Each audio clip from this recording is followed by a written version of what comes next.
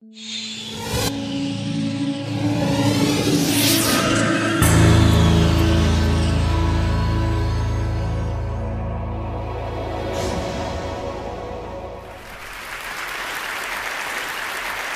call it the golden circle.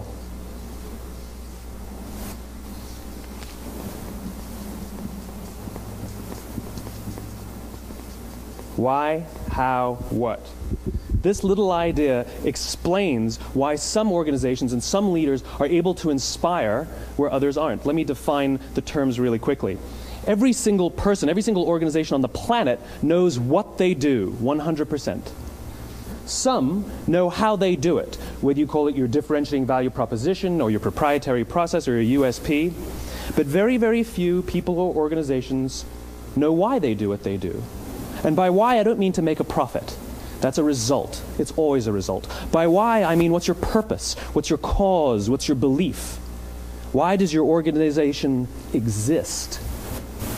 Why do you get out of bed in the morning? And why should anyone care? Well, as a result, the way we think, the way we act, the way we communicate is from the outside in. It's obvious. We go from the clearest thing to the fuzziest thing. But the inspired leaders and the inspired organizations, regardless of their size, regardless of their industry, all think, act, and communicate from the inside out. Let me give you an example. I use Apple because they're easy to understand and everybody gets it. If Apple were like everyone else, a marketing message from them might sound like this. We make great computers. They're beautifully designed, simple to use, and user-friendly. Want to buy one? Meh. And that's how most of us communicate. That's how most marketing is done, that's how most sales is done, and that's how most of us communicate interpersonally. We say what we do, we say how we're different or how we're better, and we expect some sort of behavior, a purchase, a vote, something like that. Here's our new law firm. We have the best lawyers with the biggest clients. We have, we always perform for our clients, do business with us. Here's our new car. It gets great gas mileage. It has, leather seats. Buy our car. But it's uninspiring. Here's how Apple actually communicates. Everything we do, we believe in challenging the status quo. We believe in thinking differently. The way we challenge the status quo is by making our products beautifully designed, simple to use, and user-friendly. We just happen to make great computers. Want to buy one? Totally different, right? You ready to buy a computer from me? All I did was reverse the order of the information. What it proves to us is that people don't buy what you do, people buy why you do it. People don't buy what you do, they buy why you do it. This explains why every single person in this room is perfectly comfortable buying a computer from Apple. But we're also perfectly comfortable buying an MP3 player from Apple, or a phone from Apple, or a DVR from Apple.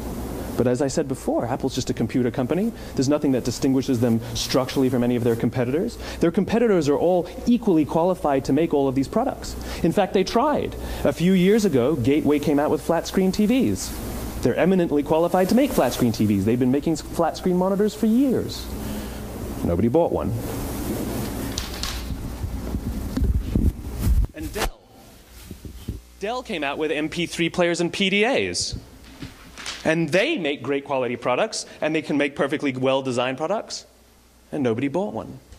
In fact, talking about it now, we can't even imagine buying an MP3 player from Dell. Why would you buy an MP3 player from a computer company? But we do it every day. People don't buy what you do, they buy why you do it. When we communicate from the outside in, yes, people can understand vast amounts of complicated information like features and benefits and facts and figures. It just doesn't drive behavior. When we communicate from the inside out, we're talking directly to the part of the brain that controls behavior, and then we allow people to rationalize it with the tangible things we say and do. This is where gut decisions come from. Sometimes you can give somebody all the facts and your figures, and they say, I know what all the facts and details say, but it just doesn't feel right. Why would we use that verb? It doesn't feel right. Because the part of the brain that controls decision-making doesn't control language. And the best we can muster up is, I don't know, it just doesn't feel right.